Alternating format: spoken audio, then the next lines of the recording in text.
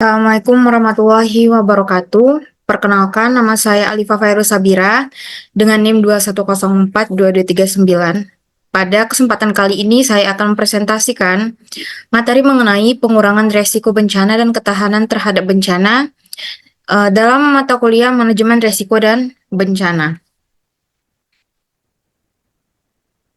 Upaya pengurangan risiko bencana dalam menghasilkan kerangka kerja Sendai 2015 sampai 2030.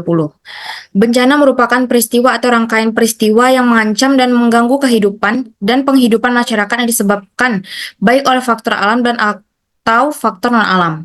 Pengurangan risiko bencana, konsep dan praktik mengurangi risiko bencana melalui upaya sistematis untuk menganalisis dan mengelola faktor-faktor penyebab bencana.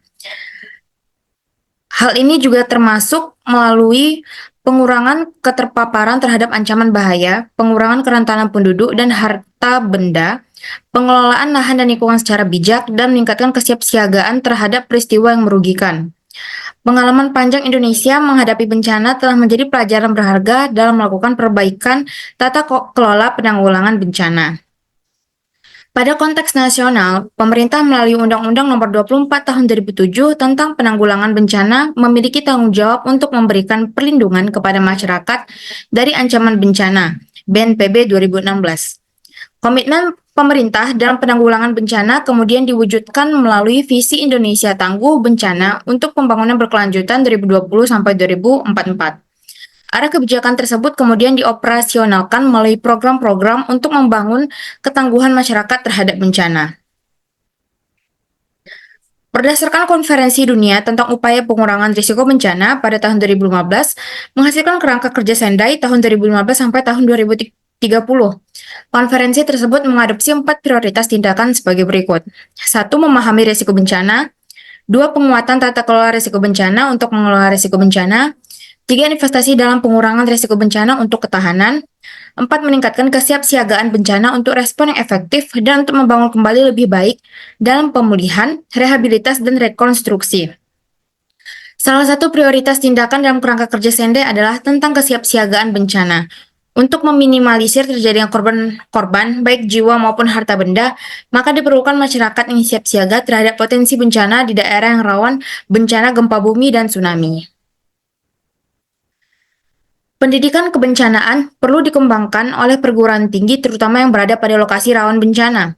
Pendidikan kebencanaan bertujuan mengurangi risiko akibat bencana antara lain potensi terjadinya bencana dan sejarah bencana yang pernah terjadi pada wilayah tersebut. Bentuk antisipasi, meningkatkan pengetahuan dan kesadaran terhadap tanda bencana, dampak bagi individu, keluarga, dan komunitas, cara penanganan dalam kondisi bencana, cara menyelamatkan diri, cara bertahan hidup dalam situasi bencana. Selanjutnya, perencanaan kontingensi. Perencanaan dirumuskan dalam banyak definisi atau pengertian yang amat beragam oleh para ilmuwan dan pakar manajemen. Namun demikian, secara umum perencanaan pada dasarnya merujuk pada proses penentuan tujuan dan penetapan strategi atau cara yang tepat untuk mewujudkannya. Pada intinya, perencanaan dibuat sebagai upaya untuk merumuskan apa yang sesungguhnya tujuan yang ingin dicapai seseorang atau sebuah organisasi pada suatu kurun waktu tertentu. Bagaimana tujuan itu dapat diwujudkan melalui serangkaian rumusan rencana kegiatan dengan mendayagunakan sumber daya esensial yang dimiliki. Istilah contingency planning atau perencanaan kontingensi dapat ditemukan dalam Business Dictionary sebagai kegiatan yang dilakukan untuk memastikan bahwa langkah-langkah tindak lanjut yang tepat dan segera akan diambil dalam keadaan darurat.